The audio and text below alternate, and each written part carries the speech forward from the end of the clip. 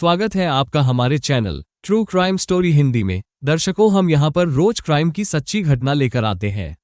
आप पहली बार हमारे चैनल पर आए हैं तो कृपया चैनल को सब्सक्राइब जरूर करें। चलिए शुरू करते हैं आज की सच्ची घटना। सेवानिवृत्त कैप्टन पारसराम के पास किसी चीज की कमी नहीं थी। करोड़ों की संपत्ति के मालिक होने के बावजूद वो इतने कंजूस थे कि बेटों को तो घर से निकाल ही दिया, बेटी का भी इलाज नहीं कराते थे। यहां तक कि उनकी पत्नी एक आश्रम में काम करके खाना लाती थी। इस कंजूसी का नतीजा उनकी हत्या के रूप में सामने आया। पारसराम पुंछ सेना के कैप्टन पद से रिटायर जरूर हो गए थे, लेकिन लोगों पर हुक्म और डिक्टेटरशिप चलाने की उनकी आदत नहीं गई थी। सेवानिवृत्त के बाद ये बात उनकी समझ में नहीं आई थी कि सेना और समाज के नियमों में जमीन आसमान का अंतर होता है। अपने घर वालों के साथ मोहल्ले वालों पर भी वह अपनी हिटलरशाही दिखाते रहते थे। घर वालों की बात दूसरी थी, लेकिन मोहल्ले वाले या और दूसरे लोग उनके गुलाम तो थे नहीं जो उनकी डिक्टेटरशिप सहते। लिहाजा इसी सब को लेकर मोहल्ले वालों से उनकी अक्सर कहासुनी होती रहती थी। उनकी पत्नी अनीता उन्हें समझाने की कोशिश करती तो वो उल्टे उसे ही डांट देते थे। उनके घर में पत्नी के अलावा एक बेटी निष्ठा थी। 22 अक्टूबर 2013 को करवा चौथ का त्योहार था। इस त्योहार के मौके पर महिलाओं के साथ साथ आजकल तमाम लड़कियां भी हाथों पर मेहंदी लगवाने लगी है। करवा चौथ से एक दिन पहले 21 अक्टूबर को निष्ठा भी अपने हाथों पर मेहंदी लगवाकर रात 8 बजे घर लौटी थी। उस समय घर पर पारसराम पुंछ भी मौजूद थे। निष्ठा की मां अनीता पंजाबी बाग स्थित एक संत के आश्रम में गई हुई थी। तभी निष्ठा ने कहा, पापा, मम्मी ने बाहर से करवा चौथ का सामान लाने को कहा था, आप ले आइए। मार्केट पारसराम पुंछ के घर से कुछ ही दूर था। वो पैदल ही सरगी का सामान लेने बाजार चले गए। जब वो सामान खरीदकर घर लौटे तो उनके दोनों हाथों में सामान भरी पॉलीथीन की थैलियां थीं। अभी वो अपने दरवाजे पर पहुंचे ही थे कि किसी ने उनके ऊपर चाकू से हमला कर दिया। दर्द से छटपटाकर उन्होंने जोर से बेटी को आवाज लगाई। उस समय तकरीबन 8:30 बज रहे थे। निष्ठा ने जब पिता के चीखने की आवाज सुनी थी तब वो पहली मंजिल पर थी। चीख की आवाज सुनकर उसने सोचा कि शायद आज फिर पापा का किसी से झगड़ा हो गया है। वो जल्दी जल्दी सीढ़ियां उतरकर नीचे आए। घर का मुख्य दरवाजा भिड़ा हुआ था। उसने जैसे ही दरवाजा खोला, उसके पिता सामने गिरे पड़े थे और हाथ में चाकू लिए एक युवक वहां से भाग रहा था। कुछ आगे एक युवक लाल रंग की मोटरसाइकिल पर बैठा था, जिसने सिर पर हेलमेट लगा रखा था। कुछ लोग गली में मौजूद थे, लेकिन उन्हें पकड़ने की किसी की भी हिम्मत नहीं हुई। युवक मोटरसाइकिल पर बैठकर भाग गए। पिता को लहूलुहान देखकर निष्ठा जोर जोर से रोने लगी। उसके रोने की आवाज सुनकर आसपास के लोग वहां आ गए। पीछे वाली गली में निष्ठा का ममेरा भाई नरेंद्र रहता था। वो दौड़ी दौड़ी उसके पास गई और यह बात उसे बताई। जब तक वो आता तब तक वहां काफी लोग जमा हो गए थे। मामा को लहूलुहान देखकर वह भी घबरा गया। लोगों के सहयोग से वो पारसराम को नजदीक के आचार्य श्री भिक्षु सरकारी अस्पताल ले गया, लेकिन डॉक्टरों ने पारसराम पुंछ को मृत घोषित कर दिया। इसी दौरान किसी ने पुलिस कंट्रोल रूम को फोन करके सूचना दे दी कि मोतीनगर के सुदर्शन पार्क स्थित मकान नंबर B462 के सामने एक आदमी का मर्डर हो गया है। पीसीआर ने ये सूचना थाना मोतीनगर को दे दी। हत्या की खबर मिलते ही थाना प्रभारी Shailendra Tomar, inspector Ramesh Kalsan, head constable Satyaprakash और कांस्टेबल कृष्ण राठी आदि के साथ घटनास्थल पर पहुंच गए। उन्होंने देखा कि सुदर्शन पार्क के मकान नंबर B462 के सामने काफी मात्रा में खून पड़ा था। पता चला कि किसी ने रिटायर्ड कप्तान पारसराम पुंछ को कई चाकू मारे थे, जिन्हें आचार्य श्री भिक्षु अस्पताल ले जाया गया है। थाना प्रभारी अस्पताल पहुंचे तो डॉक्टरों से पता चला कि पारसराम की अस्पताल लाने से पहले ही मौत हो गई थी। पुलिस ने लाश कब्जे में लेकर उसे पोस्टमार्टम के लिए दीनदयाल अस्पताल भेज दिया। थाना प्रभारी ने सेना के पूर्व कैप्टन पारसराम पुंछ की हत्या की खबर आला अधिकारियों को भी दे दी। थोड़ी देर में डीसीपी रंजीत सिंह और एसीपी ईश सिंघल भी मौकाए वारदात पर पहुंच गए। मौका मुआयना करने के बाद पुलिस अधिकारियों ने आसपास के लोगों से बात की। मृतक की बेटी निष्ठा और कुछ लोगों ने पुलिस को बताया कि उन्होंने हमलावर को हाथ में चाकू लिए वहां से भागते देखा था। डीसीपी रंजीत सिंह ने इस केस को सुलझाने के लिए एसीपी ईश सिंघल के नेतृत्व में एक पुलिस टीम बनाई। टीम में थाना प्रभारी Shailendra Tomar, inspector Ramesh Kalsan, SI Gulshan Nagpal, head constable Satyaprakash, constable Krishna Rathi, Amit Kumar, Randhir आदि को शामिल किया गया। पुलिस को घटनास्थल से ऐसा कोई सबूत नहीं मिला जिसके सहारे हत्यारों तक पहुंचा जा सकता। यह एक तरह से ब्लाइंड मर्डर केस था, इसलिए पुलिस ने सबसे पहले पूर्व कैप्टन पारसराम और उसके परिवार के बारे में छानबीन करनी शुरू की। छानबीन में पता चला कि मृतक पारसराम पुंज तेज तर्रार व्यक्ति थे। उनके मिजाज की वजह से मोहल्ले के लोगों से उनकी अक्सर कहासुनी होती रहती थी, लेकिन इस मामूली कहासुनी की वजह से कोई उनकी हत्या नहीं कर सकता है। पुलिस को ऐसा नहीं लग रहा था। फिर भी पुलिस ने मोहल्ले के उन लोगों से भी पूछताछ की जिनसे कप्तान साहब की नोकझोंक होती रहती थी।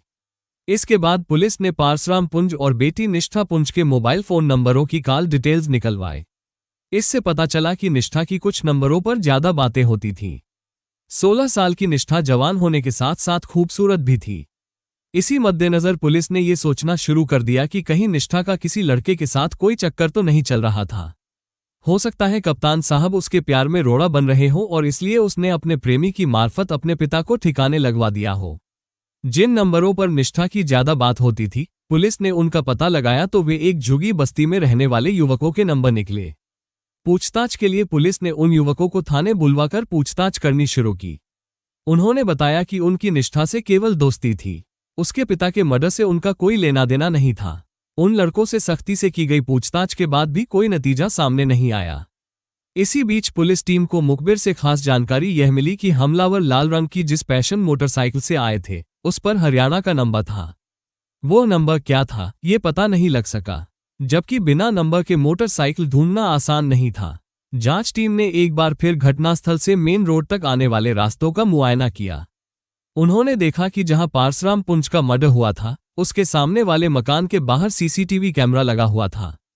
संभावना थी कि कातिलों की और उनकी मोटरसाइकिल की फोटो उस कैमरे में जरूर कैद हुई होगी। यही सोचकर पुलिस ने उस मकान के मालिक से बात की। उसने बताया कि उसके कैमरे की डीवीआर नहीं हो रही है। इससे पुलिस की उम्मीद पर पानी फिर गया। जिस गली में पारसराम का मकान था उसके बाहर मोड़ पर सुरेश का चावल का गोदाम था। गोदाम के बाहर भी सीसीटीवी कैमरे लगे हुए थे। पूछताछ के बाद पता चला कि वहां लगे सीसीटीवी कैमरे भी काम नहीं कर रहे थे। पुलिस टीम जांच का जो कदम आगे बढ़ा रही थी वह आगे नहीं बढ़ पाता था। इस तरह जांच करते हुए पुलिस को 2 सप्ताह बीत गए। टीम ने निष्ठा के फोन की कॉल डिटेल्स का एक बार फिर अध्ययन किया। उससे पता चला कि घटना वाले दिन एक फोन नंबर पर निष्ठा की 4 बार बात हुई थी। उस नंबर के बारे में निष्ठा से पूछा गया तो उसने बताया कि यह नंबर उसके भाई यानी कप्तान साहब की पहली पत्नी उषा से पैदा हुए बेटे लाल कमल पुंज का है। इसके बाद ही पुलिस को पता लगा कि कप्तान साहब ने 2 शादियां की थीं। निष्ठा उनकी दूसरी पत्नी अनीता की बेटी थी। पुलिस ने निष्ठा से पूछा कि उसकी लाल कमल से क्या बात हुई थी तो उसने जवाब दिया कि उसने घर का हालचाल जानने के लिए फोन किया था। उसने ये भी बताया कि लाल कमल कभी कभी घर भी आता रहता था। पूछताछ में जानकारी मिली कि लाल कमल अपनी पत्नी के साथ पानीपत में रहता था। पुलिस को ये बात पहले ही पता लग चुकी थी कि हमलावर जिस मोटरसाइकिल से आए थे वो हरियाणा की थी। लाल कमल भी हरियाणा में ही रह रहा था।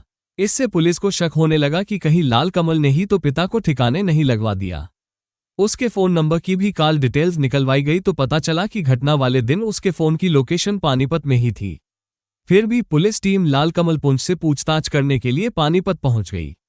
पुलिस ने जब उससे उसके पिता की हत्या के बारे में मालूमात की तो उसने बताया कि उनके मर्डर की सूचना निष्ठा ने दी थी। उसके बाद वो दिल्ली गया था। क्या तुम्हारे पास कोई मोटरसाइकिल है? थाना प्रभारी ने पूछा।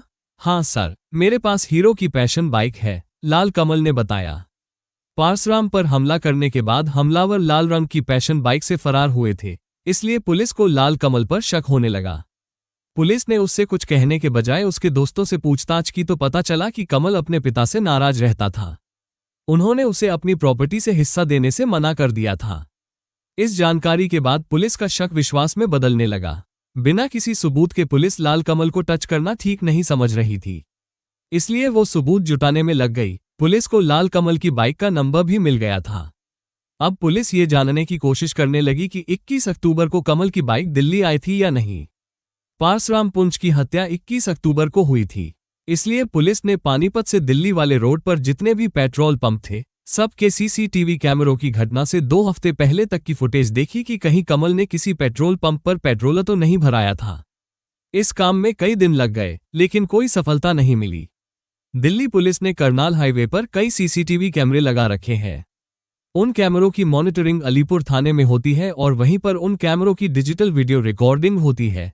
थाना प्रभारी शैलेंद्र तोमर, इंस्पेक्टर रमेश कलसन और हेड कांस्टेबल सत्यप्रकाश ने थाना अलीपुर जाकर 21 अक्टूबर 2013 की फुटेज देखी। उस हाईवे पर रोजाना हजारों की संख्या में वाहन गुजरते हैं, इसलिए 2 से 3 दिनों तक फुटेज देखने की वजह से उनकी आंखें भी सूज गई। लेकिन सफलता की उम्मीद में उन्होंने इसकी परवाह नहीं की। वो अपने मिशन में लगे रहे। उनकी कोशिश रंग लाए। फुटेज में लाल कमल पुंज की पैशन मोटरसाइकिल नंबर HR60D 7511 दिखाई दे गई। बाइक चलाने वाले के अलावा उस पर एक युवक और बैठा था। कपड़ों और कदकाठी से लग रहा था कि बाइक लाल कमल चला रहा था। रिकॉर्डिंग में उस बाइक के दिल्ली आते समय की और रात को दिल्ली से जाते समय की फुटेज मौजूद थी। ये सबूत मिलने के बाद पुलिस ने लाल कमल पुंज से फिर पूछताछ की तो उसने बताया कि 21 अक्टूबर को वह अपने दोस्त दिनेश मनिक के साथ दिल्ली गया था, लेकिन वो सुदर्शन पार्क नहीं गया था। पुलिस को लगा कि वो झूठ बोल रहा है, इसलिए पुलिस उसे और दिनेश मानिक को पूछताछ के लिए पानीपत से दिल्ली ले आए। पुलिस ने दोनों से अलग अलग पूछताछ करनी शुरू कर दी। वे दोनों सच्चाई को ज्यादा देर तक नहीं छिपा सके। उन्होंने स्वीकार कर लिया कि पूर्व कैप्टन पारसराम पुंज की हत्या उन्होंने ही की थी। दोनों से पूछताछ के बाद उनकी हत्या की जो कहानी सामने आई वो इस प्रकार थी। पश्चिमी दिल्ली के मोतीनगर क्षेत्र स्थित सुदर्शन पार्क के मकान नंबर B462 में रहने वाले पारसराम पुंज सेना में कैप्टन थे। उनकी शादी उषा से हुई थी, जो मूल रूप से उड़ीसा की रहने वाली थी। बाद में उषा 2 बेटों लाल कमल उर्फ सोनू और दीपक उर्फ बाबू के अलावा एक बेटी की मां बनी। 3 बच्चों के साथ उषा हंसी खुशी से रह रही थी। लेकिन कैप्टन पारसराम का स्वभाव कुछ अलग था। वो आर्मी की तरह अपने घर में भी डिक्टेटरशिप चलाते थे और छोटी छोटी बातों पर पत्नी और बच्चों को गलती की सजा देते थे। जब तक कप्तान साहब ड्यूटी पर रहते थे, घर के सभी लोग अमन चैन से रहते थे, लेकिन उनके छुट्टियों पर घर आते ही घर में एकदम से खामोशी छा जाती थी। घर के सभी सदस्य भीगी बिल्ली बनकर रह जाते थे। उनके डर की वजह से घर वाले ज्यादा नहीं बोलते थे। वो सोचते थे कि पता नहीं किस बात पर उन्हें सजा मिल जाए। कप्तान पारसराम परिवार के सदस्यों को सेना के जवानों की तरह कड़े अनुशासन में रखना चाहते थे। वो ये बात नहीं समझते थे कि सेना और समाज के नियम कायदों में जमीन आसमान का अंतर होता है। सेना से रिटायर होने के बाद पारसराम ने चांदनी चौक इलाके में सर्जिकल सामान बेचने की दुकान खोल ली। उनके 3 बच्चे पढ़ रहे थे। शाम को दुकान से घर लौटने के बाद वो किसी न किसी बात को लेकर पत्नी से झगड़ने लगते थे। कभी कभी वो उसकी पिटाई भी कर देते थे। पारसराम स्वभाव से बेहद कंजूस थे। पत्नी को खर्चे के लिए जो भी पैसे देते थे, एक एक पैसे का हिसाब लेते थे। उनकी इजाजत के बिना वो एक भी पैसा खर्च करने से डरती थी। इस तरह पति के रिटायर होने के बाद उषा अंदर ही अंदर घुटती रहती थी। फिर एक दिन वो किसी को बिना बताए बेटी को लेकर कहीं चली गई, जिसका आज तक कोई पता नहीं चला। ये करीब 20 साल पहले की बात है। पारसराम ने पत्नी को संभावित जगहों पर तलाशा, लेकिन वो नहीं मिली। बाद में सन 1995 में पारसराम ने अनीता नाम की महिला से शादी कर ली। करनाल के एक गांव की रहने वाली अनीता की पहली शादी यमुनानगर हरियाणा में हुई थी। लेकिन पति की मौत हो जाने की वजह से उसकी जिंदगी में अंधेरा छा गया था। पारसराम से शादी करके वो मोतीनगर के सुदर्शन पार्क स्थित उनके घर में रहने लगी। 3 मंजिला मकान में उसका परिवार ही रहता था। उसने मकान का कोई भी फ्लो किराए पर नहीं उठा था। पारसराम ने चांदनी चौक में दुकान खरीदने के अलावा रोहिणी सेक्टर 23 में भी 200 वर्ग गज का एक प्लॉट खरीदकर डाल दिया था। इसी बीच अनीता एक बेटे और बेटी की मां बन गई, जिनका नाम लाल कमल और निष्ठा रखा गया। पारसराम ने बड़े बेटे लाल कमल को भी अपने साथ सर्जिकल सामान की दुकान पर बैठाना शुरू कर दिया था। उसने पत्राचार से B.Com किया था। लाल कमल पारसराम के साथ दुकान पर बैठता जरूर था, लेकिन उसकी मजाल नहीं थी कि वह वहां के पैसों से अपने शौक पूरे कर सके। जवान बच्चों का अपना भी कुछ खर्च होता है, इस बात को पारसराम नहीं समझते थे। वो चाहते तो बच्चों का दाखिला किसी अच्छे स्कूल में करा सकते थे, लेकिन कंजूस होने की वजह से उन्होंने ऐसा नहीं किया। बेटी निष्ठा का दाखिला भी उन्होंने नजदीक के ही एक सरकारी स्कूल में करा दिया था। पारसराम घमंडी स्वभाव के थे। वो मोहल्ले वालों से भी उसी अंदाज में बात करते थे।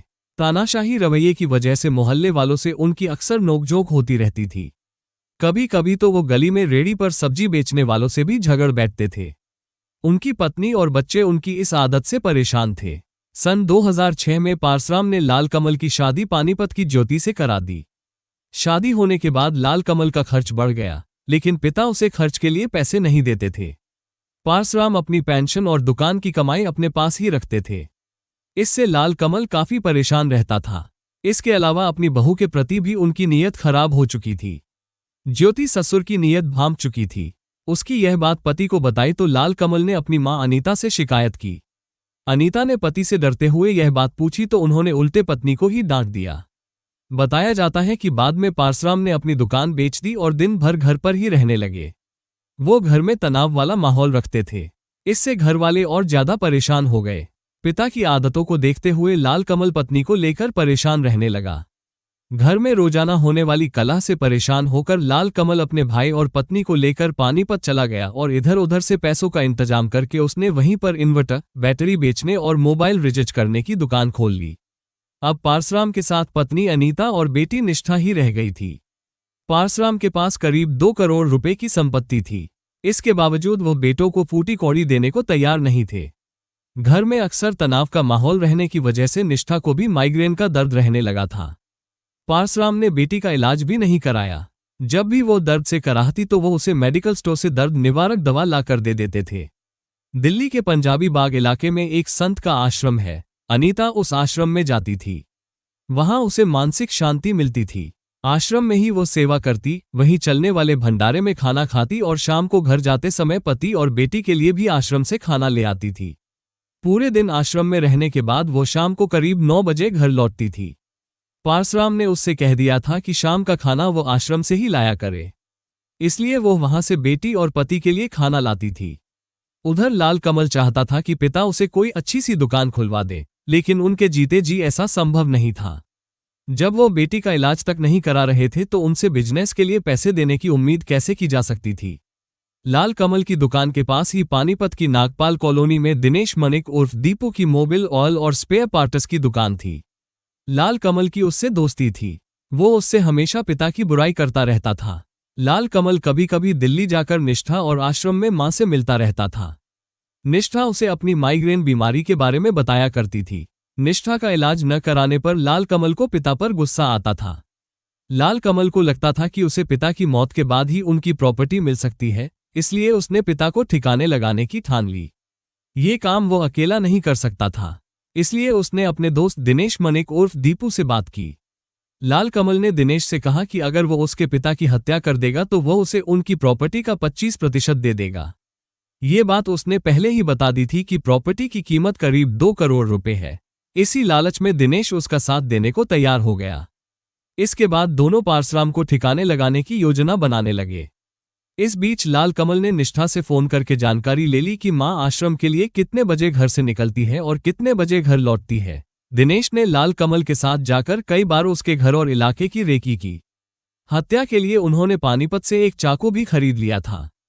पूरी योजना बनाने के बाद लाल कमल 21 अक्टूबर 2013 को अपनी पैशन मोटरसाइकिल नंबर HR60D 7511 से दिनेश को साथ लेकर दिल्ली के लिए रवाना हुआ।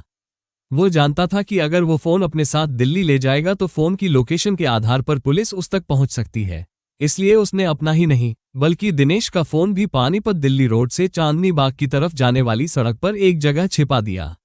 ये दोनों शाम 8 बजे के करीब मोतीनगर के सुदर्शन पार्क की मार्केट में पहुंच गए। दोनों ने तय कर लिया था कि वारदात को घर में ही अंजाम देंगे। इत्तफाक से लाल कमल ने बाजार में खरीदारी करते हुए अपने पिता को देख लिया। वो उस समय पत्नी के करवा चौथ व्रत का सामान खरीद रहे थे। उन्हें क्या पता था कि पत्नी के व्रत रखने से पहले ही मौत उन्हें आगोश में ले लेगी। लाल कमल एक और छिपकर उन पर निगाहें रखने लगा। सामान लेकर जैसे ही पारसराम घर की तरफ चले, लाल कमल भी बाइक से धीरे धीरे उनके पीछे चल दिया। उसने हेलमेट लगा रखा था। उसके पीछे दिनेश बैठा था। लाल कमल ने दिनेश को शिकार दिखा दिया था। जैसे ही पारसराम अपने घर के दरवाजे पर पहुंचे, दिनेश ने बाइक से उतरकर पारसराम पर चाकू से कई वार किए।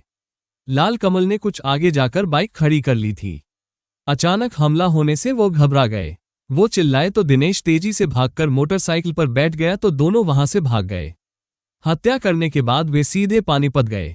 सबसे पहले उन्होंने चांदनी बाग रोड पर छिपाए गए अपने मोबाइल फोन उठाए। फिर गोहाना रोड से पहले गौशाला की प्याव पर दिनेश ने खून से सने हाथ धोए। फिर देवी माता रोड पर नाले के पास वह चाकू फेंक दिया जिससे मर्डर किया था। पुलिस ने लाल कमल और दिनेश मनिक उर्फ दीपू से पूछताछ करने के बाद उन्हें 9 नवंबर 2013 को हत्या के आरोप में गिरफ्तार कर उन्हें उसी दिन 30 हजारी कोर्ट में महानगर दंडाधिकारी सुनील कुमार शर्मा के समक्ष पेश करके उनका 2 दिनों का पुलिस रिमांड लिया। रिमांड अवधि में लाल कमल और दिनेश की निशानदेही पर पुलिस ने नाले के पास से चाकू, खून सने कपड़े, मोटरसाइकिल, हेलमेट आदि बरामद कर लिए। रिमांड अवधि समाप्त होने के बाद पुलिस ने 11 नवंबर 2013 को लाल कमल पुंज उर्फ सोनू और दिनेश मनिक उर्फ दीपू को पुनः न्यायालय में पेश कर जेल भेज दिया। कथा लिखे जाने तक दोनों अभियुक्त जेल में बंद थे। मिलते हैं दर्शकों एक और सच्ची कहानी लेकर, तब तक अपना ख्याल रखें और जुर्म के खिलाफ लड़ने की इस मुहिम में हमारा साथ देने के लिए कृपया चैनल को सब्सक्राइब और वीडियो को लाइक जरूर करें। जय हिंद।